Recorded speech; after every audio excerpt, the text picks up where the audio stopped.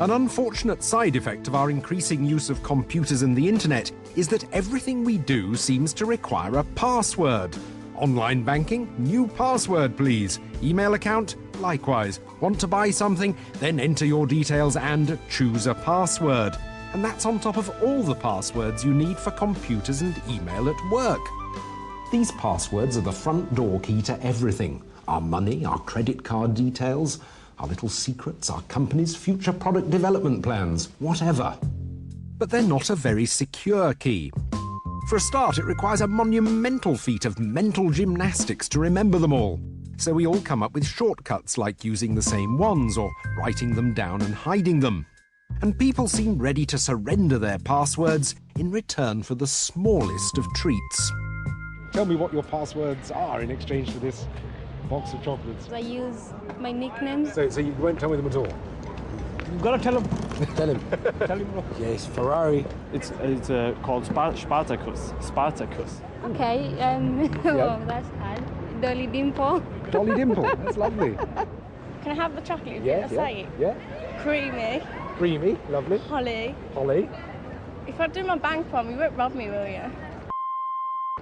Thank you very much indeed. Thank you. Well, bye-bye, Dolly Dimple. Naturally, the people working in the Gadget Show office wouldn't give up their passwords so easily, but that still doesn't mean they're safe. We asked 3 of our finest employees to think of a password each. We wanted to see whether it was easier to discover them by hacking into their minds or their computers. To achieve this, we brought in a hypnotist, Jonathan Royle, who tried to find out by hypnotizing them all, and top security expert Dave Duke, who would use his technical skills on their computers. First up, Karen. She knows we're trying to discover her secret password, but will she play hard to get? Just close your eyes and just sleep. John's going to ask you 3 questions. This will be the same question 3 times, namely, what is your password? The first 2 times that he asks you this question, you will blatantly lie. The 3rd time, you'll find you've got an overwhelming desire to tell him, and you'll feel really, really good about it. Wakey, wakey, rise and shine. John? Karen, what's your password? Karen. I didn't believe that. Karen, what's your password? John. I don't believe that either. So let's try the 3rd time. Karen, what's your password? Gadget's 8. Sleep. Relax deeper. Wakey, wakey, rise and shine. Karen was genuinely unaware that she'd revealed her correct password to us. But would our security expert find it out so easily? Karen, this is Dave. You just need to have a look at your computer for a second. You don't mind it? Sure. In fact, he was retrieving a device he'd fitted on the back of Karen's computer while she'd been away from her desk. Thank you. So tell me what exactly you put on Karen's computer. Well, this is a little digital device which actually records keystrokes as people type them directly from the keyboard, as you can see. Yeah. And it can store 65,000 letters inside it. And you can put it in, leave it running for a month, a year, collect all the information that you need, pop back in, take it out, stick it back in your own system. Right. And then? Very simply, by just running up a simple notepad program and typing in a secret word, you can now see that it's actually displaying, this was a password, Gadget's 8. Gadget's 8. Logging onto a system. So this is the website that she went to buy something from. This was her login name for her credit card details. This was her password, and that's her credit card number. So we've got 2 lots of passwords and her credit card number, just off this thing that costs how much? $50. Worrying stuff, but now it was Jess's turn. Our hypnotist had asked her to write out her real password as well as 4 incorrect ones. And he hoped to discover which was the real one by studying her body language. OK, wakey, wakey, rise and shine. Have you got that list you made earlier? I have, yes. Right, I'm just going to ask you in turn, is this your password? And for each one, I want you to say yes. Now that means you'll be lying 4 times and once you're going to be telling the truth. Jess, is your password Jessica1? Yes. Is your password Gadget Show? Yep. Is your password Jess is Wicked? Yep. Is your password North One TV? Yes. Is your password Television 1? Yes. I'm going to gamble on this, but off body language, I would opt for that. There. Okay. Which is Jessie's Wicked. Thanks. Thanks. But no. But no, what's it? It was the last one. The last one, television one. That just goes to prove how good a liar you are. So Jess has resisted hypnosis, but can she protect her password from our technology expert?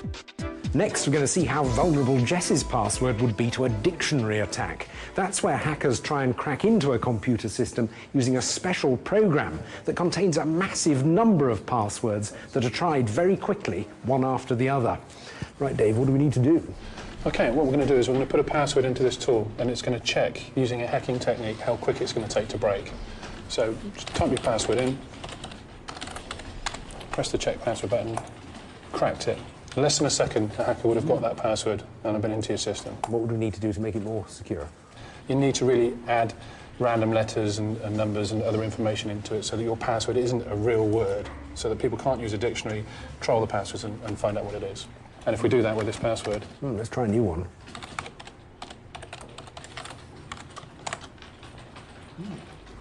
Excellent. The hacker wouldn't have been able to use a dictionary attack on that. So just a few seconds extra thought on your password and makes it much more difficult. Indeed. With Jess now in possession of a more secure computer, it's time to see if James can protect his password. James proved resistant to hypnosis, so Jonathan was forced to try another technique. He asked James to write out his password and then set fire to it in front of me. Now he'll attempt to guess it by studying James typing it out on an imaginary keyboard. This is what I got. I got PAPERCL number 0 P. I've got paper clock. Now, are we anywhere near? You're 80% right. One letter's wrong and you're one character missing.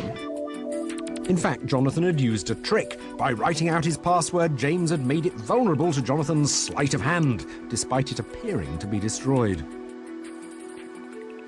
Right, let's try the technological approach. We're going to access James's PC remotely. Using widely available software, we're going to hack into his computer and get an exact copy of his computer screen on ours, and we're also going to log all his keystrokes. And our computer expert could do this from anywhere in the world. So, James, type in the password, please. Okay, so we'll have a look here, keystrokes, and we can see he's typed paperclip. This little symbol means the shift key and 1, so shift 1, which is exclamation mark, so his password's paperclip, exclamation mark. Paperclip, exclamation mark. Yep, that's it. What else can you do? Right, what we can also do is we can actually go and have a look in real time at his system. This is exactly what he's doing second by second. Right. So we can see at the moment he's browsing a website, pointing his cursor. But on top of that, we can actually go and take information directly from his system. So here, we're actually looking at his webcam. We've taken a photograph of him sat at his desk. We've got evidence that this is him at his desk, this is the website that he was actually looking at the time, and we know exactly what he was typing. The results prove that while some of our team may be able to resist hypnosis, their passwords and much more besides would all be vulnerable to a serious computer hacker.